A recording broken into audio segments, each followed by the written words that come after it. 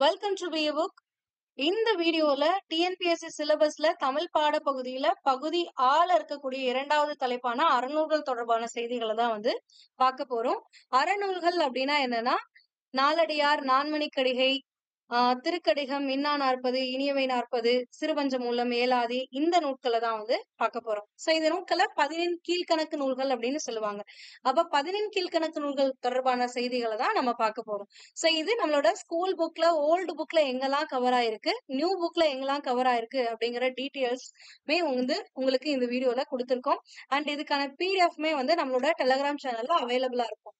Once நீங்க இந்த வீடியோவை ஸ்கிப் பண்ணாம பார்த்துட்டு அண்ட் நீங்க அந்த பிடிஎஃப் டவுன்லோட் பண்ணி ஒன்ஸ் ரிவைஸ் பண்ணிக்கிட்டீங்க அப்படின்னாலே உங்களுக்கு இதுல கொடுத்திருக்கக்கூடிய பாயிண்ட்ஸ் எல்லாமே கிளியரா புரிஞ்சிடும். ஓகேங்களா?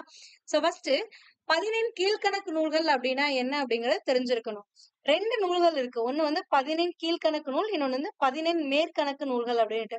இந்த 14 மேற்கணக்கு நூல்கள் அப்படிங்கறத சங்க நூல்கள் அப்படின்னு சொல்லுவாங்க. சங்க நூல்கள் அப்படின்னா ஒண்ணும் இல்ல, 10 பாட்டு 8 தொகைன்னு கேள்விப்பட்டிருப்போம்ல, அதுதான். அப்ப 10 பாட்டும் 8 தொகையும் ரெண்டும் சேர்த்ததுதான் என்னன்னா இந்த சங்க நூல்கள் அப்படின்னு சொல்லுவாங்க. இததான் 14 மேற்கணக்கு நூல்கள் அப்படின்னு சொல்லுவாங்க. 14 மேற்கணக்கு நூல்கள்.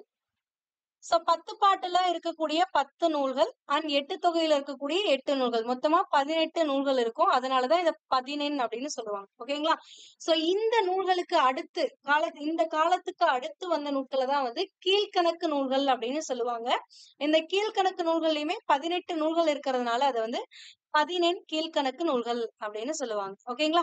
சோ அப்ப கீழ்கணக்கு நூல்கள் என்னென்ன அப்படின்னு பாத்தீங்கன்னா, இந்த நாலடியார், நான்மணிக்கடிகை இதெல்லாம் தான். சோ இத பத்தி தான் நம்ம பார்க்க போறோம். இப்ப ஃபர்ஸ்ட் உங்களுக்கு என்ன இருக்கு அப்படின்னு பாத்தீங்கன்னா, நாலடியார் தொடர்பான செய்திகள் தான். சோ நாலடியார் உங்களோட ஸ்கூல் புக்ல எங்கெங்கெல்லாம் கவர் ஆயிருக்கு அப்படின்னு பாத்தீங்கன்னா, நியூ புக்ல 7th ஸ்டாண்டர்ட்ல டேர்ம் 2ல கவர் ஆயிருக்கு. அழியா செல்வம் அப்படிங்கிற தலைப்பின் கீழே கொடுத்திருக்காங்க. நாலடியார் பாடல் கொடுத்திருக்காங்க. அதுக்கு அடுத்தது ஓல்டு புக் பாத்தீங்க அப்படின்னா 6th ஸ்டாண்டர்ட்ல டேர்ம் 1ல ஓல்டு புக்ல நாலடியாருங்கிற தலைப்பிலேயே கொடுத்திருக்காங்க. இந்த ரெண்டு புக்ல மட்டும்தான் கொடுத்திருக்காங்க, வேற எங்கேயும் இல்ல. நீங்க இந்த 2 பார்த்தா போதும். ஓகேங்களா? சோ இப்போ எப்பவுமே நீங்க ஒரு செயல் பகுதி படிக்கிறீங்க அப்படின்னா எப்படி படிக்கணும்னா, இப்ப நாலடியார்னா நாலடியார் தொடர்பான செய்திகள் என்ன அப்படிங்கறத படிக்கணும். அதுக்கப்புறம் தான் அதுல என்ன செயல் உங்களோட பாட புத்தகத்துல கொடுத்திருக்காங்க அப்படிங்கறத பாக்கணும். ஓகேங்களா? சோ இப்ப நாலடியார் தொடர்பான செய்திகள் அப்படின்னு பாத்தீங்கன்னா, இங்க நூல்வெளி கொடுத்திருப்பாங்க. இதுதான் நீங்க ஃபர்ஸ்ட் பார்க்கணும். நாலடியார் சமண முனிவர்கள் பலரால் எழுதப்பட்ட நூலாகும். அதாவது ஒருத்தர் கிடையாது. நாலடியாரோட ஆசிரியர் அப்படிங்கிறவங்க ஒருத்தர் கிடையாது, பலரால் எழுதப்பட்டிருக்கு. அப்ப பல சமண முனிவர்கள் சேர்ந்து எழுதினதுதான் இந்த நாலடியார். இந்நூல் 14 கீழ்கணக்கு நூல்களுள் ஒன்றாகும். நான் இப்பதான் சொன்னேன் 14 கீழ்கணக்கு நூல்கள்னா என்ன அப்படின்னு. ஓகேங்களா? இது 400 வெண்பாக்களால் ஆனது. சோ அப்ப இதுல எத்தனை பாடல்கள் இருக்கு அப்படின்னா 400 பாடல்கள் இருக்கும். இதுல முக்கியமான ஒரு விஷயம் என்னன்னா, இந்த 400 வெண்பாக்கள். சோ இது பாவகை கேட்பாங்க. நாலடியாரோட பாவகை என்னன்னு கேட்பாங்க. வெண்பா அப்படிங்கறது தெரிஞ்சிருக்கும். ஓகேங்களா? இதுல 400 வெண்பாக்கள் இருக்கிறதுனால இந்த நூலை நாலடி 400 அப்படின்னு சொல்லுவாங்க. அப்போ இந்த நூலை எப்படி எல்லாம் சொல்லுவாங்கன்னா, நாலடி 400 என்றும் வேளாண் வேதம் என்றும் அழைப்பர். திருக்குறள் போன்றே அறம், பொருள், இன்பம் என்னும் முப்பாலாக பகுப்பு கொண்டது. இப்ப எப்படி திருக்குறள்ல அறத்துப்பால், பொருட்பால், காமத்துப்பால் அப்படின்னு இருக்கோ, அதே மாதிரி நாலடியார்லயும் முப்பால் அமைப்பு இருக்கு. ஓகேங்களா? இந்த நூல் திருக்குறளுக்கு இணையாக வைத்து போற்றப்படுவதை 4ம் 2ம் சொல்லுக்குருதி என்னும் தொடர் மூலம் அறியலாம் அப்படின்னு கொடுத்திருக்காங்க. இதுவுமே உங்களுக்கு ப்ரீவியஸ் இயர்ல கேட்கப்பட்ட ஒரு கேள்விதான். என்னன்னா, 4ம் 2ம் சொல்லுக்குருதி என்னும் தொடரில் நாள் என குறிப்பிடப்படுவது எது அப்படின்னு கேட்டிருப்பாங்க. நால்னா நாலடியார், 2 அப்படின்னா திருக்குறள் அப்படிங்கிறது உங்களுக்கு தெரிஞ்சிருக்கணும். அதே மாதிரி இந்த வேளாண் வேதம் சிறப்பு பெயருமே ப்ரீவியஸ் இயர்ல உங்களுக்கு கேட்டிருக்காங்க. ஓகேங்களா? சோ இவ்வளவுதான் உங்களோட புக்ல கொடுத்திருக்கிறது. இதை தாண்டி எக்ஸ்ட்ரா நீங்க என்ன நாலடியார் பத்தி தெரிஞ்சிருக்கணும் அப்படின்னா, 14 கீழ்கணக்கு நூல்கள்லயே இருக்கக்கூடிய ஒரே ஒரு தொகை நூல் எது அப்படின்னு பாத்தீங்கன்னா இந்த நாலடியார் தான். இது ஈஸியா நீங்க ஞாபகம் வச்சுக்கலாம். எப்படி அப்படின்னா, பல முனிவர்களால எழுதப்பட்டது தானே இந்த நாலடியார். அப்ப பலரால் எழுதப்பட்ட பாடல்களை தொகுத்து ஒரே நூலா கொடுத்திருக்காங்க. அதுதான் நாலடியார். அதனாலதான் தொகை நூல் அப்படின்னு சொல்றாங்க. ஓகேங்களா? அடுத்தது அறம், பொருள், இன்பம் அப்படின்னு சொல்லி 3ஆ பகுத்திருக்காங்க அப்படின்னு பார்த்தோம். சோ இத பகுத்தவர் யாரு அப்படிங்கறது தெரிஞ்சிருக்கணும். அண்ட் ஒவ்வொரு பாடலையுமே எவ்வளவு அதிகாரங்கள் இருக்கு அப்படிங்கறதுமே தெரிஞ்சிருக்கணும். சோ சோ இத பகுத்தவர் யார் அப்படின்னு பாத்தீங்கன்னா தருமர் அப்படிங்கிறவர் தான் வந்து முப்பாலா வந்து பகுத்திருப்பாரு. அறத்துப்பால்ல 13 அதிகாரமும், பொருட்பால்ல 24 அதிகாரமும், இன்பத்துப்பால்ல 3 அதிகாரமும் இருக்கும். அப்ப மொத்தமா எத்தனை அதிகாரம் நாலடியார்ல இருக்கு அப்படின்னா 40 அதிகாரங்கள் இருக்கும். ஓகேங்களா? ஆனா இந்த நூல எல்லா பாடல்களையும் எடுத்து தொகுத்தவர் யாரு அப்படின்னு கேட்பாங்க. தொகுத்தவர் அப்படிங்கிறவர் வந்து பதுமனார் அப்படிங்கிறவர் தான் வந்து தொகுத்திருப்பாரு. அவ்வளவுதான். சோ நீங்க எக்ஸ்ட்ரா படிக்க வேண்டியது இந்த 3 பாயிண்ட்ஸ் தான். சோ இத மட்டும் நீங்க கிளியரா பாத்துட்டீங்கன்னா போதும். இவ்வளவுதான் நாலடியார பத்தி இருக்கக்கூடிய நோட்கள், தகவல்கள், நூல்வெளி அப்படிங்கிறது இவ்வளவுதான். சோ முக்கியமா நீங்க ஞாபகம் வச்சுக்க வேண்டியது இதோட சிறப்பு பெயர்கள் தெரியணும். முப்பாலா பகுத்தவர் யாரு, இந்த நூலை தொகுத்தவர் யாரு, நூலோட ஆசிரியர்கள் யாரு, 17 கீழ்கணக்கு நூல்கள் இருக்கக்கூடிய தொகை நூல் எது, பாவகை என்ன, இவ்வளவுதான். ஓகேங்களா? சோ இப்போ 7th ஸ்டாண்டர்ட்ல டேர்ம் 2ல கொடுத்திருக்கக்கூடிய நாலடியார் பாடல் என்ன அப்படிங்கறத பார்த்தலாமா? எப்பவுமே நீங்க ஒரு செயல் பகுதியை படிக்கிறீங்க அப்படின்னா ஃபர்ஸ்ட் அந்த செயல ரீட் பண்ணுங்க. ஒன்ஸ் ரீட் பண்ணிட்டு அதுக்கப்புறம் செகண்ட் டைம் ரீட் பண்ணும்போது அந்த செயல்ல இருக்கக்கூடிய ஒவ்வொரு சொல்லுக்குமான பொருள் உங்களுக்கு தெரிஞ்சிருக்கா அப்படின்னு பாருங்க. தெரியலன்னா ஒன்னும் பிரச்சனை கிடையாது. அந்த பாடலோட கீழேயே வந்து கொடுத்திருப்பாங்க. பாடலுக்கு கீழேயே கொடுத்திருப்பாங்க. அத வச்சு நீங்க ஃபர்ஸ்ட் பொருளை தெரிஞ்சுக்க பாருங்க. அதுக்கப்புறமா பாடலோட பொருளை இங்க பாத்துக்கோங்க. ஓகேங்களா? சோ இப்படி படிச்சீங்க அப்படின்னா இந்த பாடலை நீங்க வந்து பைகாட் பண்ணுங்கிற அவசியம் கிடையாது. அதாவது நீங்க மக்கப் பண்ணுங்கிற அவசியமே கிடையாது. இந்த பாடலுக்கான இந்த வரிகளுக்கான மீனிங் தெரிஞ்சிச்சுனாவே போதும்.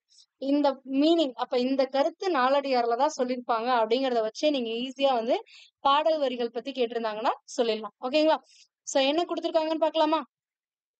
வைப்புலி கோட்படா வாய்த்தீர் கேடில்லை மிக்க சிறப்பின் அரசர் செறின்வவ்வார் எச்சம் என ஒருவன் மக்கட்கு செய்வன விச்சை மற்று அல்ல பிற அப்படின்னு கொடுத்திருக்காங்க. அப்ப வைப்புலி அப்படின்னா என்னன்னா பொருள் சேமித்து வைக்கக்கூடிய இடம் தான் வந்து வைப்புழி. ஓகேங்களா? சோ அதே மாதிரி நீங்க இந்த பாடல்கள்லாம் படிக்கும் பொழுது அந்த சொல்லுக்கான பொருளையும் சேர்த்து படிச்சுக்கணும். அப்பதான் வந்து பொருள் தருக அப்படின்னு கொஸ்டின் கேட்பாங்க. அது ஈஸியா வந்து உங்களால ஆன்சர் பண்ண முடியும். ஓகேங்களா? அடுத்தது கோட்படா வாயித்தீர் கேடில்லை. அப்ப கோட்படா அப்படின்னா ஒருவரால் கொல்லப்பட முடியாது. அதாவது ஒருவரால வந்து எடுத்துக்க முடியாது. ஒருவரால் கொல்லப்படாது அப்படின்னா ஒருவரால உங்ககிட்ட இருந்து அதை எடுத்துக்க முடியாது அப்படிங்கறதுதான் கோட்படா. வாய்க்கு ஈயில் அப்படின்னா வாய்க்கும்படி கொடுத்தாலும் நீங்களே அதை வந்து சொல்லி கொடுத்தா கூட அது உங்ககிட்ட இருந்து குறையாது அப்படின்னு சொல்லக்கூடியதான். வாய்த்து இயல்னா சொல்லி கொடுத்தாலும் அப்படின்னு அர்த்தம். வாய்க்கும்படி கொடுத்தலும். விச்சை அப்படின்னா கல்வி. ஓகேங்களா? சோ இப்போ மீனிங் பாருங்க. வைப்புலி கோட்படா வாய்த்தீர் கேடில்லை. அப்ப வைப்புலி கோட்படா அப்படின்னா கல்வியை பொருள் போல வச்சிருந்தாலும் அது பிறரால எடுத்துக்கொள்ள முடியாது. அதுதான் வைப்புலி கோட்படா அப்படிங்கிறது. ஓகேங்களா? வாய்த்தீர் கேடில்லை அப்படின்னா ஒருவருக்கு வாய்க்கும்படி கொடுத்தாலும் ஒருத்தருக்கு சொல்லி கொடுத்தா கூட அது குறையாது அப்படின்னு கொடுத்திருக்காங்க. மிக்க சிறப்பின் அரசர் செறின்வவ்வார். மிக்க சிறப்பின் அரசர்னா மிக சிறப்புடைய அரசரால கூட கவர முடியாது. செறின்வவ்வார் அவங்களால கூட அதை எடுத்துக்க முடியாது. ஆதலால் ஒருவர் தம் குழந்தைகளுக்கு சேர்த்து வைக்க வேண்டிய செல்வம் கல்வியே ஆகும். எச்சம் என ஒருவன் மக்கட்கு செய்வன. அப்போ அவனோட குழந்தைக்கு அவன் என்ன செய்யணும் அப்படின்னா விச்சை மற்றும் அல்ல பிற. விச்சை தான், கல்விதானே தவிர வேற எதுவும் கிடையாது. மற்றும் அல்ல பிற, மற்றவை செல்வம் அல்ல அப்படின்னு சொல்லி கொடுத்திருக்காங்க. ஓகேங்களா? மறுபடியும் பார்த்தலாமா? வைப்புள்ளி கோட்படா அப்படின்னா கல்விய பொருட்போல வைப்புலினா ஒரு இடத்துல பொருளை சேமிச்சு வைக்கக்கூடிய இடம். ஓகேங்களா? சோ அந்த மாதிரி கல்வியே பொருள் போல வச்சிருந்தாலும் அத பிறரால எடுத்துக்கொள்ள முடியாது. வாய்த்தீர் கேடில்லை.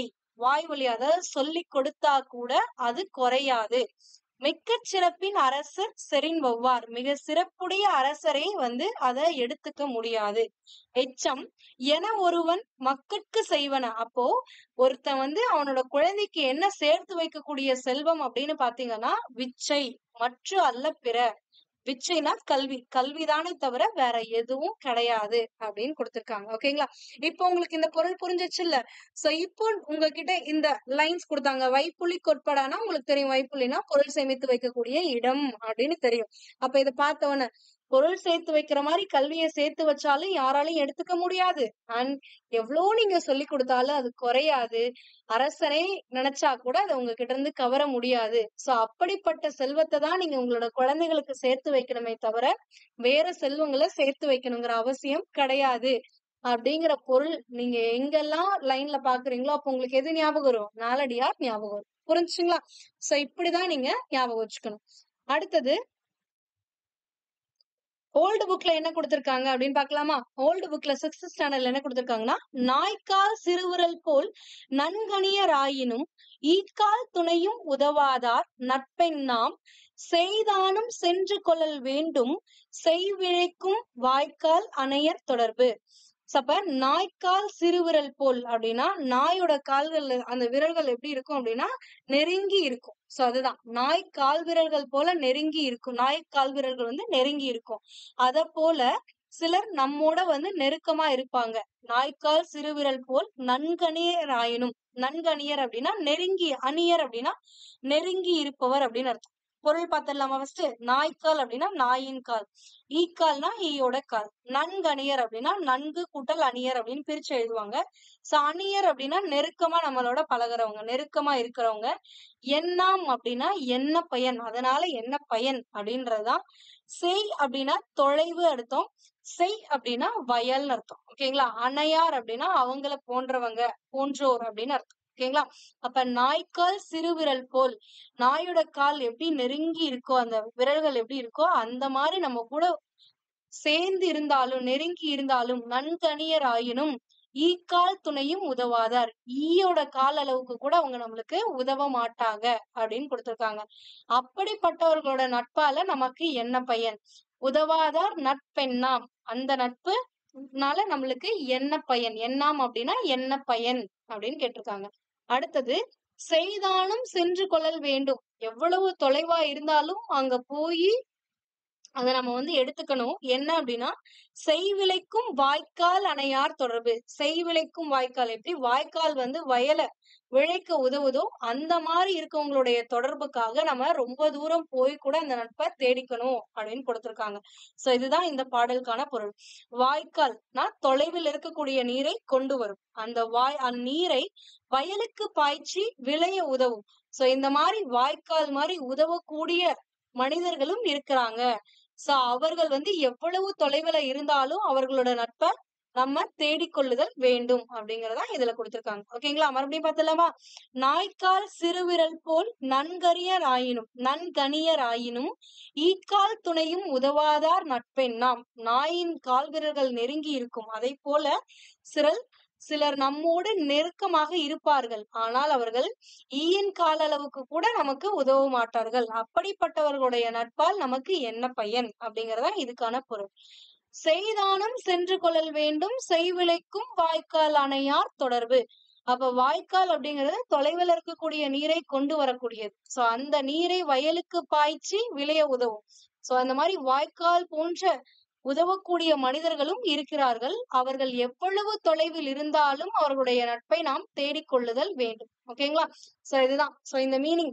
அப்ப நீங்க இந்த செய்தானும் சென்று கொள்ளல் வேண்டும் அப்படின்னா தொலைவில் இருந்தாலும் போய் அவங்களோட நட்பு பாராட்டணும் அப்படின்னு தெரிஞ்சிருச்சு. அப்ப இது எங்க இருந்துச்சு? நாலடியார்ல கொடுத்திருந்தாங்க அப்படிங்கிறது இந்த பாடல் வரிகள் கொடுத்து உங்ககிட்ட கொஸ்டின் கேட்டா கூட ஈஸியா வந்து உங்களால ஆன்சர் பண்ணிட முடியும். ஓகேங்களா? சோ அப்ப இங்க நூல்வெளியில என்ன கொடுத்திருக்காங்க அப்படின்னு பாத்தீங்கன்னா 15 கீழ்கணக்கு நூல்களில் ஒன்று நாலடியார். இந்நூல் 400 பாடல்களை கொண்டது. அங்க பார்த்தா அதேதான். அறக்கருத்துக்களை கூறுவது. இதுல வந்து அறக்கருத்துக்கள் தான் இருக்கும். நாலடி 400 என்னும் சிறப்பு பெயர் உண்டு. இதை தாண்டி இன்னொரு பெயரும் இருக்கு. என்னது? வேளாண் வேதம். ஓகேங்களா? இந்நூல் சமண முனிவர் பலர் பாடிய பாடல்களின் தொகுப்பாகும். அதனாலதான் இது என்னன்னு சொல்லுவாங்க? தொகை நூல் அப்படின்னு சொல்லுவாங்க. ஓகேங்களா? நான் ஸ்டார்டிங்ல உங்களுக்கு ஒரு எக்ஸ்பிளனேஷன் கொடுத்தல 15 கீழ்கணக்கு நூல்கள் அப்படின்னா என்னன்னு, அது இங்க உங்களுக்கு ஓல்டு புக்ல கொடுத்திருப்பாங்க. சங்க நூல்கள் அப்படின்னா 10 பாட்டும் 8 தொகையும். சோ 10 பாட்டுல இருக்கக்கூடிய 10 நூல்களும் 8 தொகையில இருக்கக்கூடிய 8 நூல்களும் சேர்த்து மொத்தமா 18 நூல்கள். இந்த 18 நூல்களை தான் வந்து மேல் கணக்கு நூல்கள் அப்படின்னு சொல்லுவாங்க. சோ சங்க நூல்களுக்கு பின் தோன்றிய நூல்களோட தொகுப்பை தான் 15 கீழ்கணக்கு நூல்கள் அப்படின்னு சொல்லுவாங்க. இதுலயும் 18 நூல்கள் இருக்கும். அப்ப 18 அப்படின்னா என்ன பொருள்னா 18 அப்படின்னு அர்த்தம். ஓகேங்களா? இந்த நூல்கள் கீழ்கணக்கு நூல்கள் எனவும் கூறுவர். 18 கீழ்கணக்கு நூல்கள்ல பெரும்பாலானவை என்னவா இருக்கும் அப்படின்னா அறநூல்களா இருக்கும். ஓகேங்களா? சோ அடுத்தது உங்களுக்கு இந்த புக் பேக் கொஸ்டின்ஸும் சேர்த்து பார்த்துடலாமா? ஒருவர் தம் குழந்தைகளுக்கு சேர்த்து வைக்க வேண்டிய செல்வம் என்ன அப்படின்னு பார்த்தோம்? கல்வி. ஏன்னா ஒருத்தர் நம்ம கிட்ட இருந்து யாராலையும் பொருள் சேர்த்து வைக்கிற மாதிரி நம்ம சேர்த்து வச்சாலும் அதை யாராலையும் எடுத்துக்க முடியாது. நம்ம எவ்வளவுதான் சொல்லி கொடுத்தாலும் நம்ம கிட்ட இருக்கக்கூடிய கல்வி அப்படிங்கிறது குறையாது. மன்னனால கூட கவர முடியாது. அப்பேற்பட்ட கல்வியை தான் வந்து நம்ம நம்மளோட குழந்தைகளுக்கு சேர்த்து வைக்கணும் அப்படின்னு சொல்லி பார்த்தோம். சோ அப்ப கல்வியை தான் சேர்த்து வைக்கணும். கல்வியை போல் செல்வம் வேறென்றில்லை. கேடில்லாத எந்த ஒரு இதுவும் இல்லாத ஒரு செல்வம் எதுவுமே கிடையாது அப்படின்னு கொடுத்திருக்காங்க. வாய்த்தீயின் என்னும் சொல்லை பிரித்து எழுத கிடைப்பது என்னன்னா வாய் கூட்டல் ஈயின் அப்படிங்கறதுதான் வாய்த்தீயின் அப்படின்னு பிரிப்பாங்க. ஓகேங்களா? அடுத்தது கேடில்லை அப்படிங்கிற சொல்லை பிரித்து எழுத கிடைப்பது எது அப்படின்னா கேடு கூட்டல் இல்லை அப்படின்னா கேடில்லை. அடுத்தது எவன் ஒருவன் என்பதை சேர்த்தெழுத கிடைக்கும் சொல் என்னன்னா எவன் ஒருவன் அப்படிங்கறதுதான். எவன் ஒருவன் இதுதான் சரியான விடை. ஓகேங்களா? அடுத்தது 6th டேர்ம்ல என்ன கொடுத்திருக்காங்கன்னு பாக்கலாமா? அணியர். அணியர்னா என்ன பொருள்? அணியர்னா நெருக்கமா இருக்கவங்கள, நெருங்கி இருப்பவர் அப்படின்னு பொருள் அணியர்னா. அடுத்தது செய் அப்படின்னா என்னது? செய்னா வயல்னு அர்த்தம். ஓகேங்களா? செய்னாதான் தொலைவுன்னு அர்த்தம். செய் அப்படின்னா வயல்னு அர்த்தம். ஓகேங்களா? இது ரெண்டையும் கரெக்டா பாத்துக்கோங்க, மிஸ்டேக் பண்ணிடாதீங்க.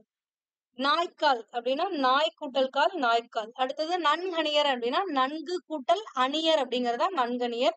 நட்பெண்ணாம் அப்படின்னா நட்பு கூட்டல் எண்ணாம் அப்படிங்கிறது. நாலடியாருங்கிறது 18 கீழ்கணக்கு நூல்கள்ல ஒன்று. 18 என்பதற்கு என்ன பொருள் அப்படின்னா 18 அப்படின்றதுதான் பொருள். 18 கீழ்கணக்கு நூல்கள். ஓகேங்களா?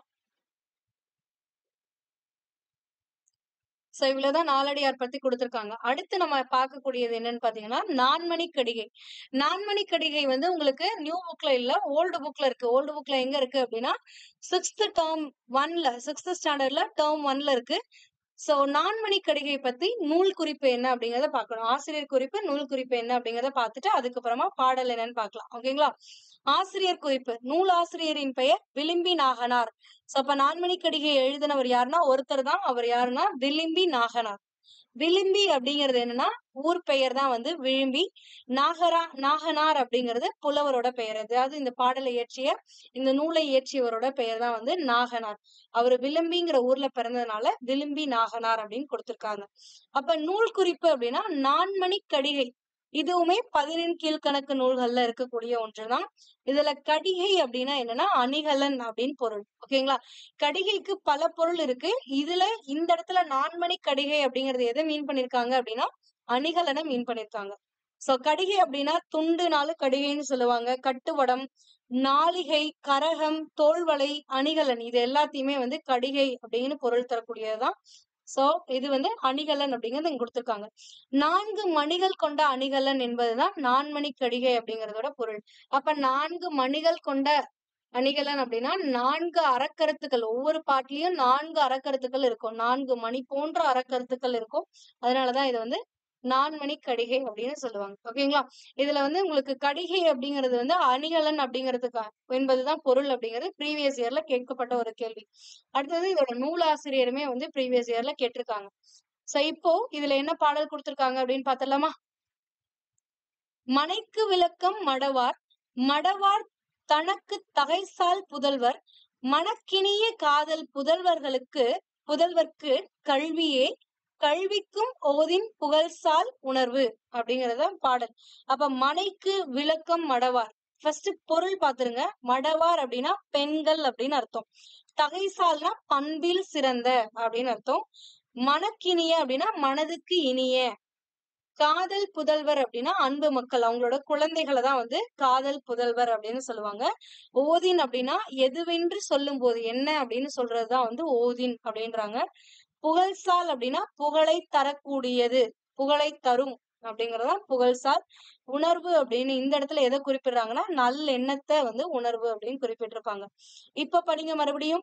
மனைக்கு விளக்கம் மடவார். மனை அப்படின்னா குடும்பத்துக்கு. அப்ப குடும்பத்துக்கு விளக்கா இருக்கவங்க யார் அப்படின்னா மடவார், பெண்கள். அப்ப குடும்பத்தின் விளக்கு பெண் ஆவாள்.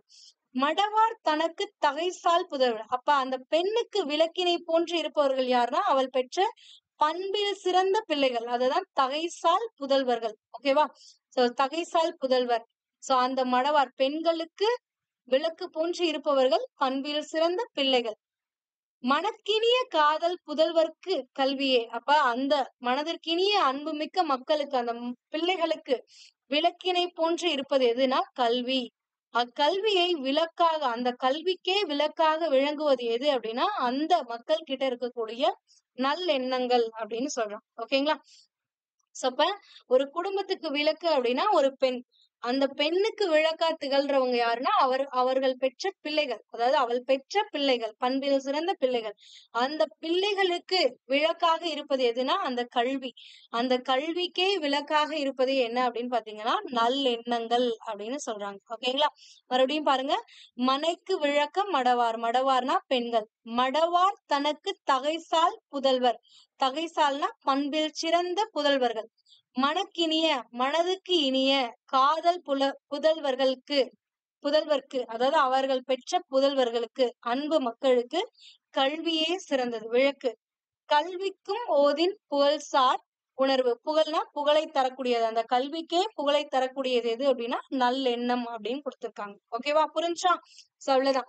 சோ உங்களுக்கு இந்த லைன்ஸ பார்த்தா இப்ப 4 அதாவது நான்மணிக்கடிகைன்னா என்ன 4 அறக்கருத்துக்களை வந்து அந்த பாடல்கள்ல இருக்கும். அப்ப மனைக்கு விளக்கம் மடவார். ஒரு குடும்பத்துக்கு விளக்கு பெண் அப்படிங்கிறது முதல் பாயிண்ட். அடுத்த 2வது பாயிண்ட் அந்த பெண்ணுக்கு விளக்காக திகழ்வது அந்த பெண் பெற்ற பிள்ளைகள். அந்த பெண் பெற்ற பிள்ளைகளுக்கு விளக்காக திகழ்வது கல்வி. அந்த கல்விக்கே விளக்காக திகழ்வது எது அப்படின்னா நல்லெண்ணம். இந்த 4 கருத்துக்களை சொல்றதுனால இது நான்மணிக்கடிகை. இந்த பாடல் இந்த லைன்ஸ் வரும்போது உங்களுக்கு இது ஞாபகம் வரணும். ஓகே, இந்த மாதிரி 4 கருத்துக்கள் சொன்னுச்சு. அப்ப இது நான்மணிக்கடிகை அப்படிங்கிறது தெரியணும். அதை விட்டுட்டு நீங்க மக்கப் பண்ணக்கூடாது. மனைக்கு விளக்கம் மடவார். மடவார் தனக்கு தகைசால் புதல்வர். மனக்கினிய காதல் புதல்வர்க்கு கல்வியே. கல்விக்கும் ஓதின் புகழ்சார் உணர்வு அப்படின்னு சொல்லி மக்கப் பண்ணக்கூடாது.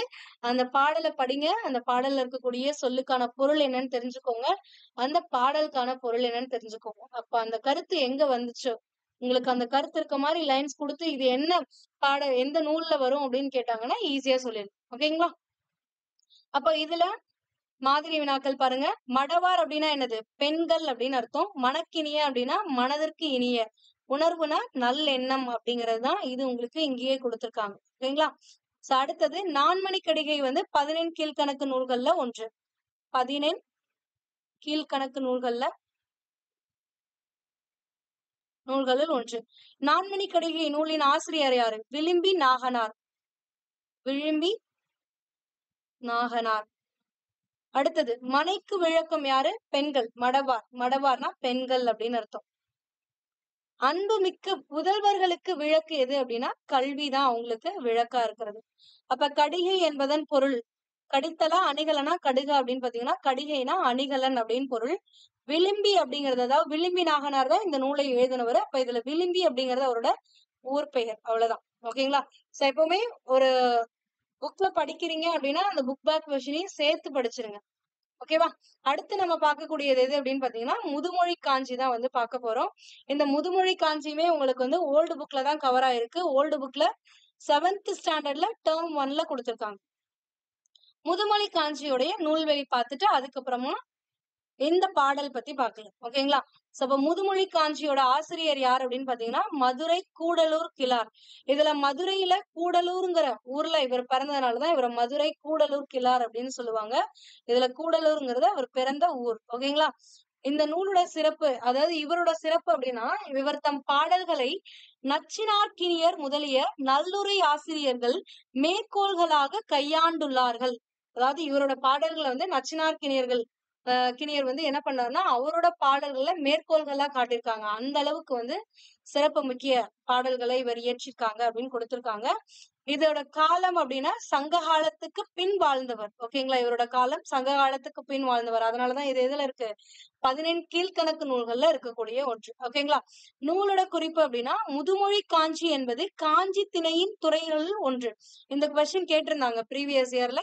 சோ இதெல்லாம் பாத்துக்கோங்க. எந்த திணைக்குரியது அப்படின்னு கேட்பாங்க. காஞ்சி திணையோட துறைக்குள்ள இருக்கக்கூடியதான் இந்த முதுமொழி காஞ்சி. பேர்லயே வந்து உங்களுக்கு தெரிஞ்சிருக்கும்.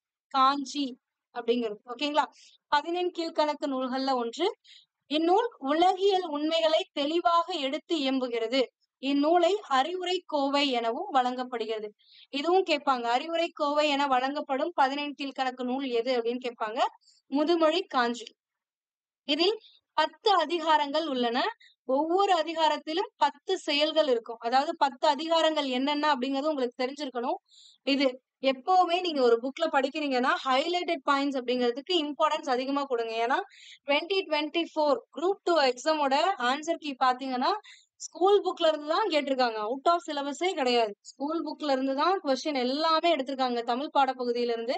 ஆனா இந்த ஸ்கூல் புக்லயுமே ஸ்பெசிபிக்கா பாத்தீங்க அப்படின்னா இந்த ஹைலைட்டட் பாயிண்ட்ஸ், பாக்ஸ்ல இருக்கக்கூடிய கொஸ்டின் இந்த மாதிரிதான் எடுத்திருக்காங்க. ஒரு 80% இங்க இருந்தா கவர் பண்றாங்க. அப்போ நீங்க எப்பவுமே நீங்க படிக்கும்போது ஒரு ஹைலைட்டட் லைன்ஸ் இருக்கு அப்படின்னா அதை தெளிவா பாத்துக்கோங்க. ஓகேங்களா?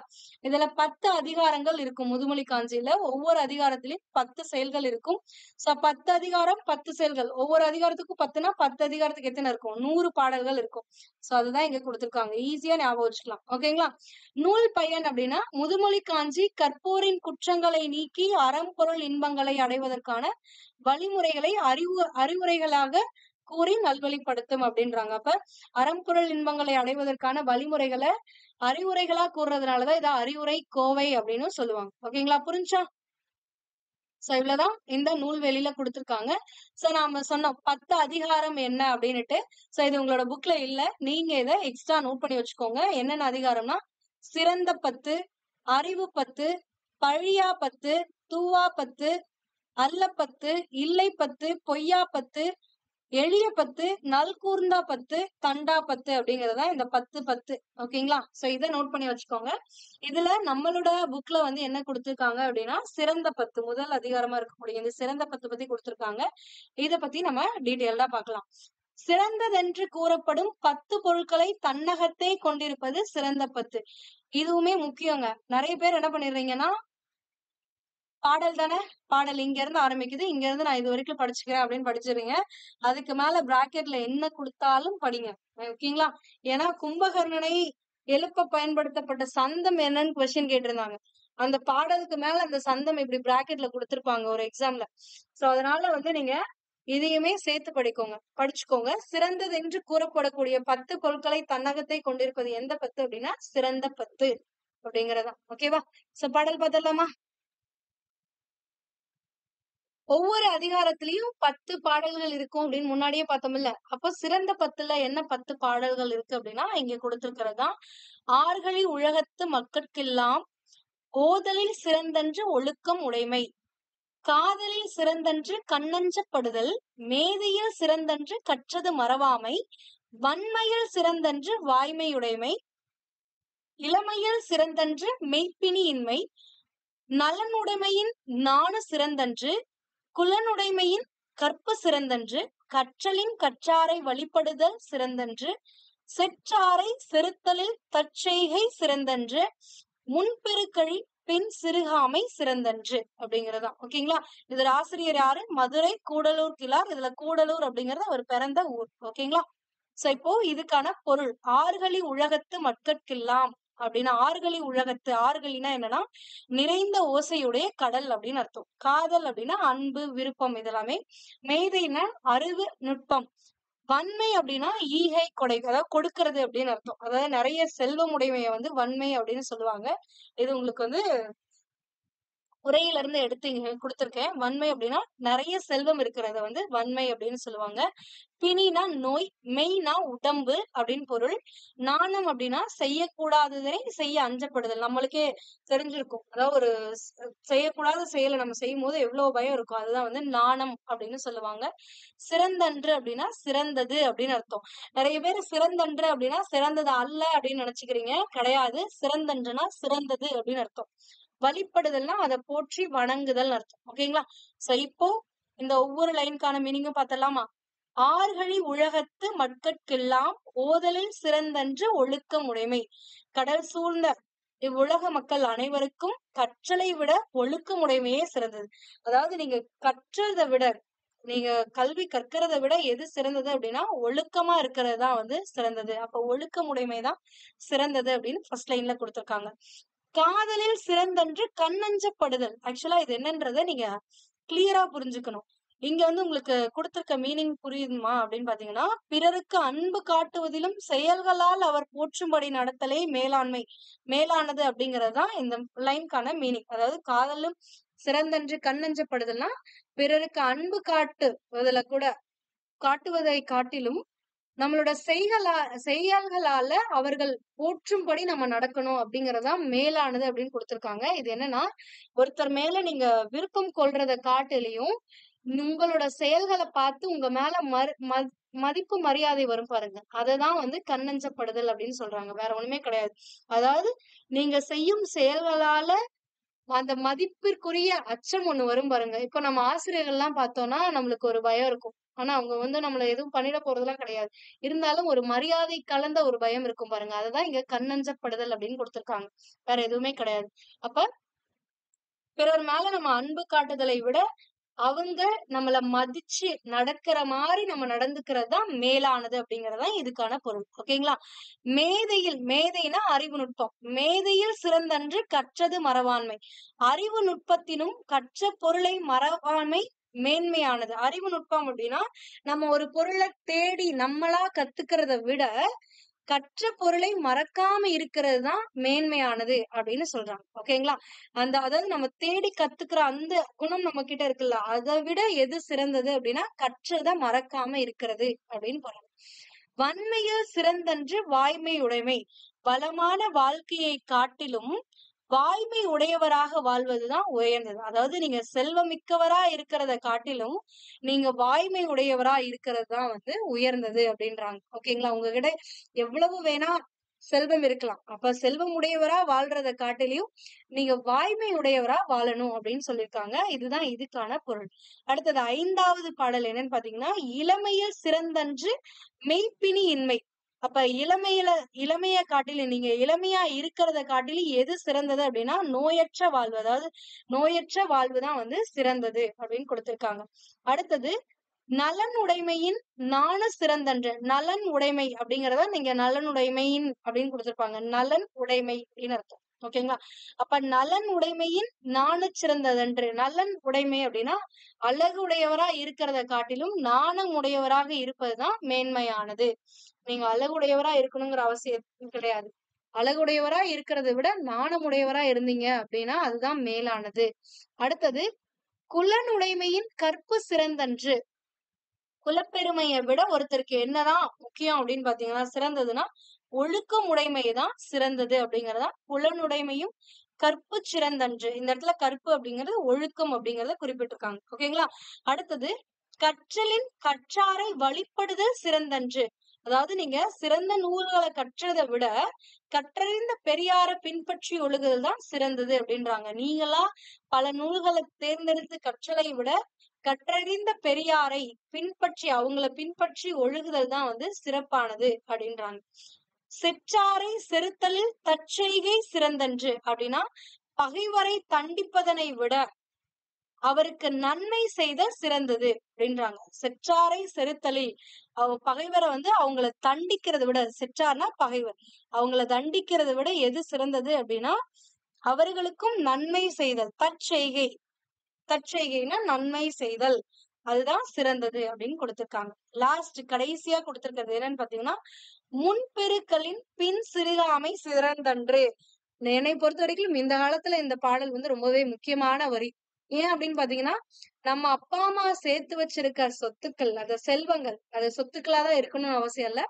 அவர்கள் சேர்த்து வச்சிருக்க செல்வங்களை வந்து நம்ம அதிகப்படுத்தலனா கூட பரவாயில்ல, ஆனா அது குறைக்காம இருக்கணும் அப்படிங்கறதா இந்த வரியில கொடுத்திருப்பாங்க. அதாவது முன்பெருகளின் முன்னாடி சேர்த்து வச்ச முற்காலத்து பெருகிய செல்வத்தை பிற்காலத்துல வரக்கூடிய நம்ம சிறுகாமை சிறந்தன்று, குறைக்காம பாத்துக்கிறது தான் வந்து சிறந்தது அப்படின்னு கொடுத்திருக்காங்க. ஓகேங்களா? அப்ப இந்த பாடலுக்கான பொருள் 10 பாடல்களுக்கான பொருள் என்னன்னா, கடல் சூழ்ந்த இந்த உலகத்துல இருக்கக்கூடிய மக்கள் அனைவருக்குமே கற்றலை விட எது சிறந்தது அப்படின்னா ஒழுக்கமா இருக்கிறது தான் சிறந்தது அப்படிங்கறதா ஃபர்ஸ்ட் லைனு. அடுத்து செகண்ட் வந்து காதலினும் சிறந்தன்று கண்ணஞ்சப்படுதல் அப்படின்னா பிறர் வந்து நம்ம மேல அன்பு காட்டுறதை விட நம்ம செய்யக்கூடிய செயல்களால நம்ம மேல மரியாதைக்குரிய அந்த மரியாதை கலந்த ஒரு அச்சம் இருக்கும் பாருங்க, அதுதான் மேலானது அப்படின்னு கொடுத்திருக்காங்க. அடுத்தது மேதையில் சிறந்தன்று கற்றது மறவாமை அப்படின்னா, அறிவு நுட்பத்தினை காட்டிலும் என்ன சிறந்தது அப்படின்னா, நம்ம கற்ற கல்வியை, கற்ற பொருளை மறக்காம இருக்கிறது தான் வந்து சிறந்தது. அடுத்தது வன்மையில் சிறந்தன்று வாய்மை உடைமை அப்படின்னா, வன்மைனா செல்வம் உடைமை. நம்ம செல்வ வளத்தோட இருக்கிறத காட்டிலும் வாய்மை உடையவரா இருக்கிறது தான் சிறந்தது அப்படிங்கறதா இந்த 4வது பாடல்ல உங்களுக்கு கொடுத்திருக்கிறது. 5வது இளமையில் சிறந்தன்று மெய்ப்பினி இன்மை. இளமையா இருக்கிறத விட எது சிறந்தது அப்படின்னா, நோயற்ற வாழ்வுதான் சிறந்தது. நலனுடைமையின் நாணச் சிறந்ததன்று அப்படிங்கிறது 6வது பாடல். நலனுடைமை, நலன்னா அழகா இருக்கிறத காட்டிலுமே நாணம் உடையவரா இருக்கிறதா சிறந்ததுன்னு கொடுத்திருக்காங்க. அடுத்தது குலனுடைமையின் கற்பு சிறந்தன்று. குலப்பெருமையை விட ஒழுக்கம் சிறந்தது. அந்த அளவுக்கு குலப்பெருமையே நம்மளுக்கு பெருசு அப்படிம்போம். சோ அதை விட பெருசு எது, சிறந்தது எதுனா ஒழுக்கம் அப்படிங்கிறது. ஓகேங்களா? அடுத்து கற்றலினும் கற்றாரை வழிபடுதல் சிறந்தன்று. சோ பல நூல்களை கற்றதை விட கற்றறிந்த பெரியாரை பின்பற்றி ஒழுகுதல் தான் சிறந்தது. கற்றவர்களை போற்றி புகழ்தல் தான், அதாவது அவங்கள போற்றி பின்பற்றுதல் தான் வந்து சிறந்தது அப்படின்றாங்க. அடுத்தது செற்றாரை செறுதலில் தற்செய்கை சிறந்தன்று அப்படின்னா, நம்மளுக்கு தீங்கு விளைவிச்சவரா இருந்தா கூட, பகைவரா இருந்தா கூட அவர்களை தண்டிக்காம, செறுத்தல் அப்படின்னா தண்டிக்காம தற்செய்கை, அவங்களுக்கும் நல்லது செய்யறதுதான் வந்து சிறந்தது. கடைசியா முக்கியமா இருக்கக்கூடியது முன்பெருகளின் பின் சிறுகாமை சிறந்தன்று. முன்காலத்துல பெருகிய செல்வத்தை பின்காலத்துல வரவங்க குறையாம பாத்துக்கிறது தான் சிறந்தது அப்படின்னு கொடுத்திருக்காங்க. ஓகேங்களா? புரிஞ்சா? சோ அப்ப இதுதான் முதுமொழி காஞ்சியில உங்களுக்கு கொடுத்திருக்கிறது. அடுத்தது வந்து என்ன அப்படின்னு பாத்தீங்கன்னா, திருக்கடிகம் பத்தி பார்க்க போறோம். இந்த திருக்கடிகம் உங்களுக்கு ஸ்கூல் புக்ல எங்க கவர் ஆயிருக்குன்னா, டேர்ம் 2 7th ஸ்டாண்டர்ட்ல ஓல்டு புக்ல டேர்ம் 2ல கொடுத்திருக்காங்க. ஓகேங்களா? சோ ஆஸ் யூசுவல் திருக்கடிகம் அப்படின்னா என்ன, யார் இதோட ஆசிரியர், நூல்வெளி என்ன அப்படிங்கறத ஃபர்ஸ்ட் பார்ப்போம். அதுக்கடுத்து இதோட பொருள் பார்ப்போம். ஓகேங்களா?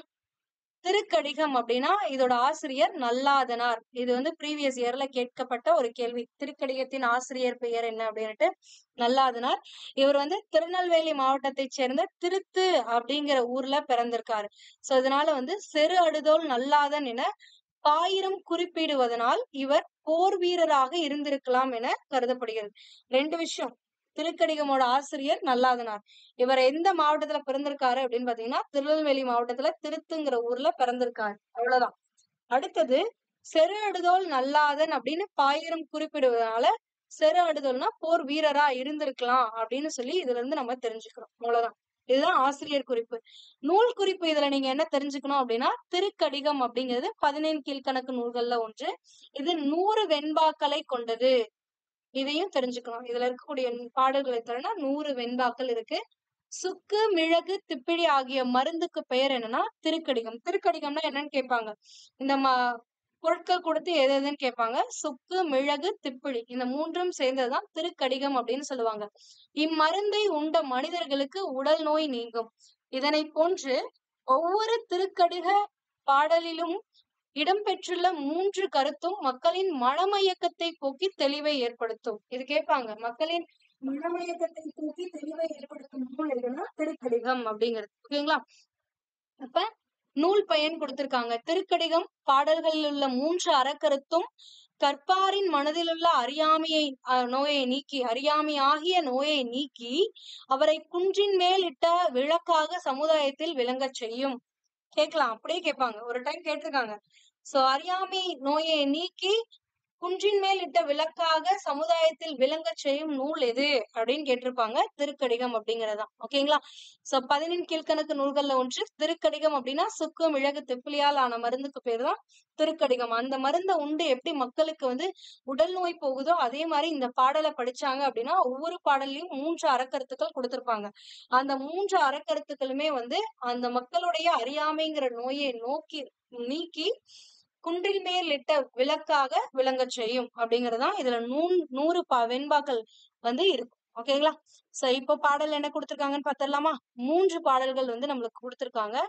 இதுல முதல்ல இருக்கிறது என்னன்னா, தூயவர் செயல்கள் எப்படி இருக்கும், அதாவது ஒரு தூய்மையானவருடைய செய்கை எப்படி இருக்கும் அப்படின்றத பத்தி கொடுத்திருக்காங்க. உன்பொழுது நீராடி உண்டலும் என்பெறினும் பால் பற்றி சொல்லா விடுதலும் தோல்வற்றி சாயினும் சான்றாமை குன்றாமை இம்மூன்றும் தூஉயம் என்பார் தொழில். அப்ப உண்பொழுது நீராடி உண்டலும், இதுக்கான பொருள். உண்பொழுது அப்படின்னா உண்ணும் பொழுது, அதாவது நம்ம சாப்பிடறதுக்கு முன்னாடி குளிச்சுட்டு சாப்பிடுறது. ஓகேங்களா? உண்பொழுது நீராடி உண்டலும் என் பெரினும், பெரினும் அப்படின்னா என்ன நம்மளுக்கு கிடைச்சாலும், என்ன பெற்றாலும், பெரினா பெற்றாலும் அப்படின்னு பொருள். ஓகேங்களா? என் பெரினும் பால் பற்றி சொல்லா விடுதலும். பால் பற்றினா ஒருத்தர் பக்கம் சாயிறது, அதாவது நடுநிலைமை இல்லாம, நடுநிலைமையிலிருந்து தவறுதல் மாறுதலை தான் வந்து பால் பற்றி. ஒரு பக்கம் சார்ந்து பொய் சாட்சி சொல்றதுதான் பால் பற்றி அப்படின்னு சொல்லுவாங்க. பால் பற்றி சொல்லா விடுதலும் தோல்வற்றி, தோல்வற்றினா தோல் சுருங்கி அப்படின்னு அர்த்தம், வேற ஒண்ணும் கிடையாது. தோல் சுருங்கி சாயினும், சாயினும்னா அழியினும். தோல் சுருங்கி இறந்தா கூட சான்றாமை குன்றாமை, சான்றாமைனா அறிவு ஒழுக்கங்கள்ல நிலைத்து நிற்றலதான் சான்றாமை குன்றாமை. இம்மூன்றும், இந்த மூன்றும் தான் ஒரு தூய்மை உடையவருடைய செய்கைகளா இருக்கும். இம்மூன்றும் தூஉயம், தூஉயம் அப்படின்னா தூய்மை உடையோர் என்பார் தொழில். அவர்களோட தொழில்னா செய்கை, அவங்களோட செய்கைகள் ஆகும் அப்படின்னு கொடுத்திருக்காங்க. ஓகேங்களா? சோ மறுபடியும் பார்க்கலாமா? உன் பொழுது நீராடி உண்டலும், நீராடிய பின் உண்ணுதலும் என் பெரினும், என்ன கிடைத்தாலும், பெரும்பயன் கிடைத்தாலும் பால் பற்றி சொல்லா விடுதலும், பெரும்பயன் கிடைத்தாலும் பொய் சாட்சி சொல்லாமல் இருத்தலும் தோல்வற்றி சாயினும் சான்றாமை குன்றாமை, உடல் வாடி தளர்ந்து போதும் அறிவு ஒழுக்கங்களில் குன்றாது இருத்தல் ஆகிய இம்மூன்றும் மனம் மொழி மெய்களால் தூய்மை உடையாரின் செய்கைகள் ஆகும் அப்படின்னு கொடுத்திருக்காங்க. புரிஞ்சா? சோ இப்போ நான் சாயினும் சான்றாமை குன்றாமை இம்மூன்றும் இவ்வரிகள் இடம்பெறும் நூல் அப்படின்னு கேட்டா, நீங்க இம்மூன்றும் அப்படிங்கறத வச்சு திருக்கடிகம்னு கண்டுபிடிச்சிடலாம்.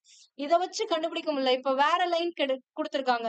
உன் பொழுது நீராடி உண்டலும் என் பெரினும் பால் பற்றி சொல்லா விடுதலும் எனும் பாடல் வரிகள் இடம்பெறும் நூல் இது அப்படின்னு கேக்குறாங்க. அப்படின்னா உங்களுக்கு இந்த பொருள் தெரிஞ்சா இதை நீங்க ஞாபகம் வச்சுக்கலாம். உன் பொழுது நீராடி, உண்பதற்கு முன்னாடி நீராடிட்டு உண்றது. என் பெரினும், என்ன கிடைச்சாலும் ஒருத்தர் பக்கம் பொய் சாட்சி சொல்லாம இருக்கிறது. அப்ப இந்த பொருள் எங்க நம்ம படிச்சோம் அப்படின்னு பாத்தீங்கன்னா திருக்கடிகம்ல தான் படிச்சோம். அப்ப இந்த பாடல் திருக்கடிகம் நூலோடது அப்படிங்கிறது தெரியும். ஓகேங்களா? சோ எப்பவுமே செயல் படிக்கும் போது, ஃபர்ஸ்ட் டைம் படிக்கும் போது அப்படியே ஜஸ்ட் ரீட் அவுட் பண்ணுங்க. அடுத்த டைம் படிக்கும்போது ஒவ்வொரு வார்த்தைக்கும் பொருள் என்ன அப்படிங்கறத பாருங்க, ஒவ்வொரு சொல்லுக்கான பொருள் என்ன அப்படிங்கறத பாருங்க. அதுக்கடுத்து அந்த பொருளோட சேர்த்து அந்த பாடலோட பொருள் என்ன அப்படிங்கறத புரிஞ்சுக்கோங்க. அவ்வளவுதான். சோ அப்ப இந்த பாடலோட பொருள் என்ன அப்படிங்கறத பார்த்தாச்சு. அடுத்தது அற உணர்வு உடையாரிடத்து உள்ளவை என்னென்ன, அற உணர்வு இருக்கவங்க கிட்ட என்னென்னலாம் இருக்கும் அப்படின்னு கொடுத்திருக்காங்க. சோ ஃபர்ஸ்ட் பாடலை படிச்சிடலாமா? இல்லார் கொன்றியும் உடைமையும், இல்லாதவங்களுக்கு கொடுக்கறது. கொன்று ஈயும், ஈயும்னா கொடுக்கறதுன்னு அர்த்தம். இல்லார் கொன்றியும் உடைமையும் இவ்வுலகில் நில்லாமையுள்ளும் நெறிப்பாடும் எவ்வுயிர்க்கும் துன்புறுவ செய்யாத தூய்மையும் இம்மூன்றும் நன்றறியும் மாந்தர் குழ அப்படின்றாங்க. சப பொருள் பாருங்க. இல்லார் கொன்று ஈயும், கொன்று ஈயும் அப்படின்னா என்னன்னா அழிக்கும் அர்த்தம். ஈயும்னா ஒருத்தருக்கு கொடுக்கறது. நில்லாமை அப்படின்னா நிலையாமை, அதோட நிலையாமை, அது எவ்வளவு எவ்வளவு அதோட நிலையாமை இந்த உலகத்துல இருக்கும் அப்படிங்கறத தெரிஞ்சுக்கிட்டு நடக்கணும். நெறினா வழி அப்படின்னு அர்த்தம். ஓகேங்களா? தூய்மை அப்படின்னா தூய தன்மை.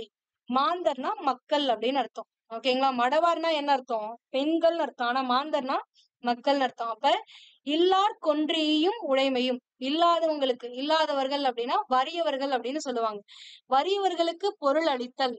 இவ்வுலகில் இல்லாமையுள்ளும் நெறிப்பாடும், இவ்வுலகத்து பொருட்களின் நிலையாமையை அறிந்து நல்வழியில் நிற்றல். ஒரு பொருளோட நிலையாமை, எப்பவுமே நம்ம கிட்ட ஒரு பொருள் நிலைச்சே இருக்குமானா கிடையாது. இப்ப இருக்கலாம், நாளைக்கு இல்லாம கூட போகலாம். அந்த நிலையாமைங்கிறத நம்ம புரிஞ்சுக்கணும். புரிஞ்சுக்கிட்டு நல்வழியில நடக்கணும். சோ அதுதான் இங்க கொடுத்திருக்காங்க. இவ்வுலகில் இல்லாமையுள்ளும் நெறிப்பாடும் பொருட்களின் நிலையாமை அறிந்து நல்வழியில் நிற்றல் எவ்வுயிர்க்கும் துன்புறுவ செய்யாத தூய்மையும், எந்த ஒரு உயிருக்கும் துன்புறுத்தல் செய்யாத இருக்கிறது, துன்புறுத்தாத எந்த ஒரு உயிரையும் துன்புறுத்தாத நிலையில் வாழ்தல். இம்மூன்றும் அறவழியில் நடக்கும் மக்களுக்கே என்றும் உண்டு. இந்த மூன்று குணங்களும் யாருக்கு தான் இருக்கும் அப்படின்னா அறவழியில நடக்கக்கூடிய மக்களுக்குத்தான் இருக்கும் அப்படின்னு சொல்றாங்க. ஓகேங்களா? புரிஞ்சா?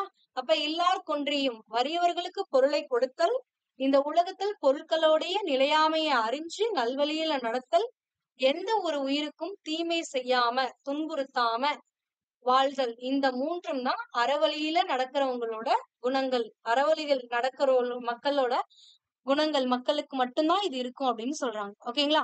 அடுத்து 3வது பாடல் என்னன்னு பாத்தீங்கன்னா, புதரில் விதைத்த விதை முறை செய்யான் பெற்ற தலைமையும் நெஞ்சில் நிறையிலான் கொண்ட தவமும் நிறை ஒழுக்கம் தோற்றாதான் பெற்ற வனப்பும் இவை மூன்றும் தூற்றின் கண் தூவிய வித்து அப்படின்றாங்க. அப்ப முறை செய்யான் அப்படின்னா என்ன? இப்ப முறை செய்யான்னா அறம் தவறாது செயல்படும், அறம் தவறாது செயல்படக்கூடிய ஆற்றல் இல்லாதவன் தான் முறை செய்யான், முறையா நடந்துக்காதவன் அப்படின்றாங்க. அப்ப முறை செய்யான் பெற்ற தலைமையும் நெஞ்சில் நிறையிலான், நிறைனா ஒழுக்கம் அப்படின்னு அர்த்தம். நிறை ஒழுக்கம் அப்படின்னா மேலான ஒழுக்கம். நிறைனா அதிக அளவு மேலான ஒழுக்கம். நிறை ஒழுக்கம் தோற்றாதான் அப்படின்னா என்னன்னா கடைபிடிக்காதவன். தோற்றாதான் அப்படின்னா தோத்து போறது இல்ல, கடைபிடிக்காதவன். கடைபிடிக்காம தோற்று போறவன் அர்த்தம். ஓகேங்களா. கடைபிடிக்காதவன். வனப்புனா எல்லாருக்குமே தெரிஞ்சது அழகு. தூறு அப்படின்னா தூற்றின் கண்ணா புதர் மேல போட்டதுன்னு அர்த்தம். அப்ப தூறு அப்படின்னா புதர் அப்படின்னு அர்த்தம். ஓகேங்களா. வித்துனா விதை. இப்ப பொருள் பார்க்கலாமா. முறை செய்யான் பெற்ற தலைமை, அதாவது அறம் தவறாது செயல்படக்கூடிய ஆற்றல் இல்லாதவன். அறம் தவறாது செயல்படக்கூடிய ஆற்றல் இல்லாதவன் பெற்ற தலைமையும் ஒழுக்கம் இல்லாதவன் மேற்கொண்ட தவமும். நெஞ்சில் நிறையிலான் கொண்ட தவம். நெஞ்சில நிறையான ஒழுக்கம், மேலான ஒழுக்கம் இல்லாதவன் கொண்ட தவமும் நிறை ஒழுக்கம் தோற்றாதான் பெற்ற வனப்பும். மேலான ஒழுக்கத்தை கடைபிடிக்காதவன் பெற்றாதான் அப்படின்னா கடைபிடிக்காதவன் பெற்ற அழகும் இம்மூன்றும் புதரில் விதைத்த விதை போன்று பயனற்றவையே அப்படின்றாங்க. சோ இம்மூன்றும் தூற்றின் கண் தூவிய வித்து. புதர் மேல போட்ட விதை மேல, புதர்ல போட்ட ஒரு விதை மாதிரிதான், பயனில்லாத போயிரும் அப்படின்னு சொல்றாங்க. புரிஞ்சா. அறம் தவறாது செயல்படும் ஆற்றல் இல்லாதவன் பெற்ற தலைமையும் ஒழுக்கம் இல்லாதவன் மேற்கொண்ட தவமும் மேலான ஒழுக்கத்தை கடைபிடிக்காதவன் பெற்ற அழகு இம்மூன்றும் புதரில் விதைத்த வித்து போன்றது அப்படின்றாங்க. ஓகேங்களா. சோ அப்ப உங்களுக்கு தெரியணும், முறை செய்யான் பெற்ற தலைமையும் நெஞ்சில் நிறையிலான் கொண்ட தவமும் எனும் பாடல் வரிகள் இடம்பெறும் நூல் அப்படின்னா என்னன்னா திருக்கடிகம். ஏன்னா நம்ம இந்த அறம் தவறாது செயல்படுது ஆற்றல் இல்லாதவன் பெற்ற தலைமை 1, ஒழுக்கம் இல்லாதவன் கொண்ட தவம் 2, மேலான ஒழுக்கத்தை காட்டிலும் பெற்ற அழகு. இந்த மூன்றும் புதர் மேல வீசின வித்து மாறி அப்படின்னு நம்ம படிக்கிறோம். அப்ப இந்த மூன்றும் அப்படிங்கிறது திருக்கடிகம் நம்மளுடைய அர்த்தம். அப்ப இந்த லைனை பார்த்தா இது திருக்கடிகத்தோட பாடல் அப்படின்னு தெரிஞ்சிருக்கணும். ஓகேங்களா. புரிஞ்சா. சோ அவ்வளவுதான் திருக்கடிகத்தை பத்தி. அப்ப திருக்கடிகம்ல புக் பேக்ல என்ன கொடுத்திருக்காங்க அப்படின்னு பாக்கலாமா. பால் பற்றி சொல்லா விடுதலும் இவ்வழியில் பால் பற்றினா என்ன அர்த்தம்? ஒருத்தர் பக்கம் சார்ந்து பொய் சாட்சி சொல்லாம இருக்கிறது. அப்ப ஒரு பக்க சார்பு பற்றி அப்படிங்கறதா இதோட பொருள். நில்லாமை உள்ளும் நெறிப்பாடும் இவ்வழியில் வழி என்னும் பொருள் தருவது.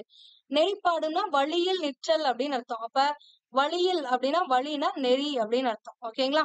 அடுத்தது வனப்பு என்னும் சொல்லின் பொருள் என்னன்னா அழகு அப்படின்னு பொருள். சோ இவ்வளவுதான். புரிஞ்சா. சோ கடைசியா நம்ம இந்த வீடியோல பார்க்க போறது என்னன்னா இனியவை 40. அவ்வளவுதான். இதுக்கு அடுத்து செகண்ட் பார்ட்ல மீதி இருக்கக்கூடிய அறநூல்கள் பத்திய தகவல்களை பார்க்கலாம். ஓகேவா. சோ இந்த இனியவை 40 உங்களுக்கு ஸ்கூல் புக்ல எங்க கவர் ஆகுதுன்னா ஓல்டு புக்ல 8th ஸ்டாண்டர்ட்ல டேர்ம் 1ல கவர் ஆகுது. சோ இந்த இனியவை 40ஓட ஆசிரியர் யார் அப்படின்னு பாத்தீங்கன்னா பூதன் சேந்தனார் அப்படிங்கிறவர் தான். சோ அப்ப ஃபர்ஸ்ட் என்ன நம்ம பார்க்கணும், எப்பயுமே ஆசிரியர் குறிப்பும் நூல் குறிப்பும் தான். அப்ப ஆசிரியர் குறிப்பு பார்த்தலாமா. ஆசிரியர் குறிப்பு யார் இந்த இனியவை 40 ஏற்றினாங்க அப்படின்னா மதுரை தமிழாசிரியர் மகனான பூதன் சேந்தனார் அப்படிங்கிறவர் தான் ஏற்றிருப்பாரு. அப்ப பூதன் சேந்தனார் யாருன்னா மதுரை தமிழாசிரியரின் மகன் அப்படின்னு அர்த்தம். ஓகேங்களா. இவர் பிறந்த ஊர் மதுரை. இவரோட காலம் கேட்பாங்க கிபி 2ஆம் நூற்றாண்டு. இப்பெல்லாம் நீங்க வந்து காலம் படிக்கணுமா மேம் அப்படின்னு கேட்டீங்கன்னா கண்டிப்பா படிக்கணும். ஏன்னா ஒரு சில இடத்துல பொருத்துகளை கொடுத்துட்றாங்க, இல்லைன்னா டைரக்டா பூதன் சேந்தனாரின் காலம் என்ன அப்படின்னே கேட்டுறாங்க. சோ அதனால கிளியரா படிச்சுக்கோங்க. அப்ப 11 கீழ்கணக்கு நூல்கள்ல ஒண்ணுதான் இந்த இனியவை 40. ஓகேங்களா. நன்மை தரும் இனிய கருத்துக்களை 40 பாடல்கள்ல சொல்றதுனாலதான் இதை இனியவை 40.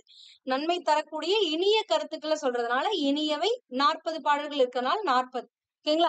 இந்நூலின் ஒவ்வொரு பாடலிலும் 3 அல்லது 4 நற்கருத்துக்களை இனிமையாக கூறும். இந்நூலின் 12ஆம் 20ஆம் பாடல்கள் நம்மளோட பாடப்பகுதியில இடம்பெற்றிருக்கு. இது நம்ம பாத்துக்கலாம். ஓகேங்களா?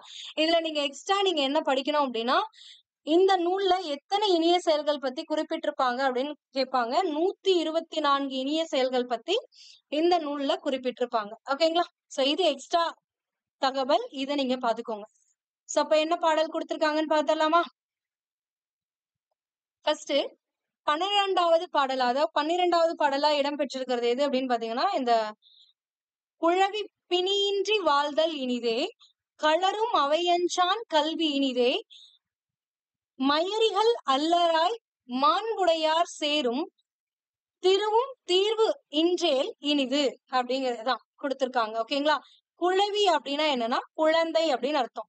பிணினா நோய் அப்படின்னு அர்த்தம். களரும் அப்படின்னா பேசுறது, சொல்றது, எடுத்து உரையில வந்து உரைக்கிறது, அவையில வந்து உரைக்கிறது தான் வந்து பேசுறதுதான் களரும் அப்படின்னு சொல்லுவாங்க. மயரினா மயக்கம் அப்படின்னு அர்த்தம். இந்த இடத்துல திருவும் தீர்வு இன்றேல் இனிது அப்படின்றான். அப்ப திரு அப்படின்னா என்ன? செல்வம் அப்படின்னு அர்த்தம். ஓகேங்களா? சோ அப்ப இப்ப பாருங்க, குழவி பிணியின்றி வாழ்தல் இனிது. குழவினா குழந்தை. குழந்தைகள் வந்து நோய் இல்லாம வாழ்தல் இனிது அப்படிங்கறதா இந்த ஒரு லைனுக்கான மீனிங். அப்ப குழந்தை நோயின்றி வாழ்தல் இனிது, களரும் அவையஞ்சான் கல்வி இனிதே. அவைக்கு அஞ்சாது பேசுபவரின் கல்வி இனிது. அதாவது நம்ம பெற்ற கல்வியினால அறிவுடையவர்கள் நிறைந்த அவையில அஞ்சாம பேசக்கூடியது. அப்ப நம்மளுக்கு அறிவுடையார்கள் இருக்கக்கூடிய அவையில அஞ்சாம பேசக்கூடிய ஆற்றலை கொடுக்கறது எது? நம்மளோட கல்வி. சோ அந்த கல்வி இனிது அப்படின்னு கொடுத்திருக்காங்க. அவைக்கு அஞ்சாது பேசுபவனின் கல்வி. அப்ப அவைக்கு அஞ்சாம பேசுறவங்களுக்கு அது எப்படி அவங்களுக்கு அந்த ஆற்றல் வந்திருக்கும் அப்படின்னா கல்வியினாலதான் வந்திருக்கும். அந்த கல்வி இனிது அப்படின்னு கொடுத்திருக்காங்க. அடுத்தது, மயரிகள் அல்லராய் மாண்புடையார் சேரும். மயரிகள்னா மயக்கம், மயக்கமற்ற. மயரிகள் அல்லராய், அல்லராய்னா மயரிகள் அல்லாது, மயக்கம் அல்லாம, மயக்கமற்ற மாண்புடையார் பெருமை மிக்கவரிடம் சேரும் செல்வம். சேரும் திருவு அப்படின்னா திருவும் அப்படின்னா செல்வம். சேரும் செல்வம் தீர்வு இன்றேல் இனிது. சோ அவரை சேரக்கூடிய செல்வம் நீங்காது நிலைத்திருப்பது. அந்த மாதிரியான ஒரு பர்சன் கிட்ட சேரக்கூடிய செல்வம் நிலைச்சு இருக்கிறதும் இனிது அப்படின்னு கொடுத்திருக்காங்க. ஓகேங்களா? சோ அப்ப குழந்தைகள் நோயின்றி வாழ்தல் இனிது, அவைக்கு அஞ்சாது பேசுபவனின் கல்வி இனிது, அதுக்கடுத்தது மயக்கமற்ற பெருமை மிக்கவர்கிட்ட சேரக்கூடிய செல்வம் அவரை விட்டு நீங்காம நிலைச்சிருக்கிறது இனிது அப்படின்னு கொடுத்திருக்காங்க. சோ அப்ப 3 கருத்துக்கள் இருக்கும். எப்பவுமே இனியவை 40ல ஒவ்வொரு பாடலையும் 3 அல்லது 4 நற்கருத்துக்கள் இருக்கும். இந்த 12வது பாடல்ல உங்களுக்கு கொடுத்திருக்கிறது 3 கருத்துக்கள் இருக்கும். புரிஞ்சுதானே? மயரி அப்படின்னா மயக்கம் அப்படிங்கறதுதான் பொருள். ஞாபகம் வச்சுக்கோங்க. மயரிகள் அல்லராய் மாண்புடையார் சேரும் திருவும் தீர்வு இன்றேல் இனிது. பிரிச்சு படிக்க தெரியணும் எப்பவுமே ஒரு செயல். ஓகேவா? அப்ப குழந்தைங்க நோய் இல்லாம வாழ்தல் இனிது, அவைக்கு அஞ்சாது பேசுபவனின் கல்வி இனிது, மயக்கமற்ற பெருமை மிக்கவரிடம் சேரும் செல்வம் அவரை விட்டு நீங்காமல் நிலைத்திருக்கிறது இனியது அப்படின்னு கொடுத்திருக்காங்க. அடுத்து 20வது பாடலா இனியவை 40ல இருக்கிறது என்னன்னு பாத்தீங்கன்னா, சலவரை சாரா விடுதல் இனிதே. சலவர்னா வஞ்சகர்கள், வஞ்சகர்கள்ட்ட சேராம இருக்கிறது இனிது. சலவரை சாரா விடுதல் இனிதே, புலவர்த்தம் வாய்மொழி போற்றல் இனிதே, மலர்தலை நாளத்து மண்ணுயிர்க்கெல்லாம் தகுதியால் வாழ்தல் இனிது அப்படின்னு கொடுத்திருக்காங்க. இப்ப சலவர் அப்படின்னா என்ன பொருள்னா வஞ்சகர் அப்படின்னு பொருள். ஓகேங்களா? சலவரை சாரா விடுதல் இனிது, வஞ்சகரை சேராமல் விலகி இருப்பது இனியது, நல்லது அப்படின்றாங்க. அடுத்தது, புலவர்த்தம் வாய்மொழி போற்றல் இனிதே. புலவர்னா அறிவுடையார், அறிவுடையவர் தான் புலவர்னு சொல்லுவோம். அப்ப அறிவுடையாருடைய வாய் சொற்களை பின்பற்றி ஒழுதல், அவங்களோட வாய்மொழி போற்றல். அவங்களோட வாய்மொழினா அவங்க சொல்லக்கூடிய சொற்களை பின்பற்றி ஒழுகுதல், பின்பற்றி நடத்தல் இனிது. அடுத்தது, மலர்தலை நாளத்து மண்ணுயிர்க்கெல்லாம். மலர்தலை அப்படின்னா அகன்ற இடத்தை உடைய. இதுக்கான பொருள் உங்களோட புக்ல இல்ல, இதை நோட் பண்ணி வச்சுக்கோங்க. மலர்தலைனா அகன்ற இடத்தை இருக்கக்கூடிய இந்த உலகத்துல வாழக்கூடிய உயிர்கள், மண்ணுயிர்னா நிலை பெற்ற உயிர். இந்த உலகத்துல இருக்கக்கூடிய மண்ணுயிர்க்கெல்லாம் தகுதியால் வாழ்தல் இனிது. தகுதியால்னா உரிமைப்பட வாழ்தல், வந்து இனிது அப்படின்னு கொடுத்திருக்காங்க. ஓகேங்களா? அப்ப மறுபடியும் பார்க்கலாமா? சலவரை சாரா விடுதல் இனிது. சலவர்னா வஞ்சகர்கள், வஞ்சகர்கள்கிட்ட சேராம விலகி இருக்கிறது இனிது. புலவர் தம் வாய்மொழி போற்றல் இனிது. புலவர்னா அறிவுடையவர்கள். அப்ப அறிவுடையாரோட வாய்மொழி சொற்களை கேட்டு அதை பின்பற்றி ஒழுகுதல் இனிது. மலர்த்தலை நாளத்து மண்ணுயிர்க்கெல்லாம் தகுதியால் வாழ்தல் இனிது. மலர்த்தலைனா அகன்ற இடத்தை உடைய இந்த உலகத்துல வாழக்கூடிய உயிர்களுக்கெல்லாம் உரிமைப்பட வாழ்தல் தான் வந்து இனியது அப்படின்னு கொடுத்திருக்காங்க. புரிஞ்சா? சோ இவ்வளவுதான் உங்களுக்கு இந்த இதுல கொடுத்திருக்க கூடியது. ஓகேங்களா? சோ அப்ப இதுக்கு புக் பேக் பார்த்துடலாமா? இனியவை 40ல குழவினா என்னது? குழந்தை அப்படின்னு பொருள். குழந்தை அப்படின்னு பொருள். பிணினா என்னது? நோய் அப்படின்னு பொருள். அடுத்தது சலவர்னா என்னது? வஞ்சகர் அப்படின்னு பொருள். அடுத்தது களரும் அப்படின்னா பேசுதல், பேசும் அப்படின்னு பொருள். ஓகேங்களா? அப்ப பொருள் தருக அப்படிங்கிறது ரொம்ப இம்பார்ட்டன்ட். நீங்க எப்பவுமே இந்த பொருள் தருக தனியா உட்கார்ந்து படிக்கணுங்கிற அவசியமே கிடையாது. பாடல் வரிகள் படிக்கும் பொழுதே நீங்க அந்த பாடல்ல கொடுத்திருக்கக்கூடிய ஒவ்வொரு சொல்லுக்கான பொருள் என்னன்னு தெரிஞ்சுக்கிட்டீங்கன்னாவே அந்த பாடலோட பொருள் என்னன்னு தெரிஞ்சிடும். பாடலோட பொருள் என்னன்னு தெரிஞ்சுச்சுன்னா அது ஒரு ஸ்டோரி மாதிரி ஞாபகம் வச்சுக்கலாம். ஓகே, இந்த 3 கருத்துக்களா திருக்கடிகம்பா, இந்த 3 கருத்துக்களா இனியவை 40பா அப்படின்னு ஞாபகம் வச்சுக்கலாம். அப்ப பாடல் வரிகள் கேட்டா கூட உங்களால ஈஸியா ஆன்சர் பண்ண முடியும். ஓகேங்களா? பிணி இன்றி அப்படின்னா எப்படி பிரிப்பீங்க? பிணி கூட்டல் இன்றி அப்படின்னு பிரிப்போம். பிணி கூட்டல் இன்றி, பிணி இன்றி. அவை அஞ்சான் அப்படின்னா எப்படி பிரிப்போம்? அவை கூட்டல் அஞ்சான். மாண்புடையார் அப்படிங்கறத எப்படி பிரிப்போம்? மாண்பு கூட்டல் உடையார் அப்படிங்கறதா மாண்புடையார் அப்படின்னு பிரிப்போம். ஓகேங்களா? அடுத்தது சேர்த்து எழுதுக. மயரிகள் அல்லராய் அப்படின்னா என்னது? மயரிகள் அல்லராய். இந்த இல் வராது, லா வந்துரும், ஆவும் வராது. ஓகேங்களா? அடுத்தது மண்ணுயிர். மண் கூட்டல் உயிர் மண்ணுயிர். உங்களுக்கு செய்யுள்ளே இருக்கு பாருங்க, மண்ணுயிர். அடுத்தது ஃபர்ஸ்ட் போட்ல மயரிகள் அல்லராய் இருக்கா? சோ செயல் படிக்கும் போதே தெளிவா படிச்சுக்கிட்டீங்கன்னா இந்த பிரித்தெழுதவும் படிச்சிடலாம். மலர்தலை அப்படிங்கிறது கூட்டி எழுதினீங்க அப்படின்னா, சேர்த்து எழுதினீங்கன்னா மலர்தலையே தான், வேற எதுவுமே வராது. இனிவை 40 11 கீழ்கணக்கு நூல்கள்ல ஒன்று. கீழ்கணக்கு நூல்களுள் ஒன்று. இனிவை 40ஓட ஆசிரியர் யாரு? பூதன் சேந்தனார். பூதன் சேந்தனார்ங்கிறவர் யாருன்னா மதுரை தமிழாசிரியோட மகன் தான் பூதன் சேந்தனார். இவர் வாழ்ந்த காலம் 2ஆம் நூற்றாண்டு. இது ஏன் இனியவை 40 அப்படின்னு சொல்றாங்கன்னா, 40 பாடல்கள் இதுல இருக்கும். ஒவ்வொரு பாடல்கள் இனிமையான கருத்துக்களை கொண்ட 40 பாடல்கள். அதனால இனியவை 40.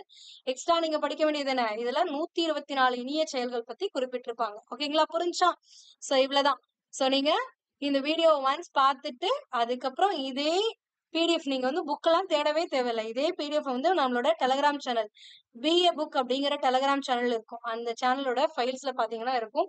அதுல நீங்க செக் பண்ணிக்கிட்டு ஒன்ஸ் ரிவைஸ் பண்ணிட்டீங்கன்னா முடிஞ்சு. ஓகேங்களா? ஒரு 2-3 வாட்டி இதை படிச்சீங்கன்னா இந்த பாயிண்ட்ஸ் எல்லாமே ஞாபகம் வந்துடும். ரிவைஸ் பண்றது அப்படிங்கிறது ரொம்ப இம்பார்ட்டன்ட்.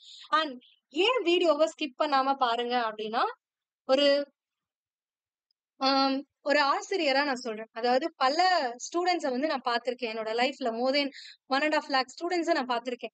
சோ அப்ப எது சிறந்தது அப்படின்னு பாத்தீங்கன்னா, உங்களுக்கு திருக்குறளையே சொல்லியிருப்பாங்க, செவிச்செல்வம் அப்படிங்கிறது மேன்மையானது. ஒரு விஷயத்த நீங்க காதுல கேட்டீங்கன்னா அது உங்களுக்கு ஆழமா பதியும். சோ அதனாலதான் ஒன்ஸ் நீங்க பார்த்து கேட்டுக்கிட்டீங்க அப்படின்னா உங்களுக்கு பொருள் புரிஞ்சிடும். அதுக்கப்புறம் நீங்க ரீட் பண்ணும்போது ஈஸியா இருக்கும். நீங்க நார்மலா நீங்க மட்டும் உட்கார்ந்து நீங்களா படிச்சு நீங்களா புரிஞ்சுக்கிறீங்க அப்படின்னா அதுக்கு ஒரு 10 நிமிஷம் ஆகுதுன்னா, ஒருத்தவங்க சொல்றத கேட்டுட்டு மறுபடியும் அதை நீங்க பாத்தீங்கன்னா 5 நிமிஷத்துல முடிச்சிருவீங்க. அவ்வளவுதான். ஓகேங்களா? சோ அதனால எப்பவுமே நான் என்னோட வீடியோஸ்ன்னு மட்டும் சொல்லல. நீங்க உங்களுக்கு யாரோட வீடியோஸ் பார்த்தா உங்களுக்கு ஈஸியா புரியுதோ உங்களோட வீடியோஸ் பார்த்துட்டு அதுக்கப்புறமா புக்ல படிங்க. அதுதான் பெஸ்ட் வே. ஓகேங்களா? சோ நீங்க படிக்கிறீங்க டிஎன்பிஎஸ்சிக்கு அப்படின்னா that is the best way. உங்களுக்கு இப்ப பார்த்ததுல ஏதாவது டவுட்ஸ் இருந்துச்சு அப்படின்னா அதை கமெண்ட் பண்ணுங்க. அண்ட் ரிமைனிங் இருக்கக்கூடிய அறநூல்கள் பத்திய தகவல்களை அடுத்த பார்ட்ல வந்து நம்ம பார்க்கலாம். கிளாஸ் 2ல பார்க்கலாம். ஓகேவா? தேங்க்யூ.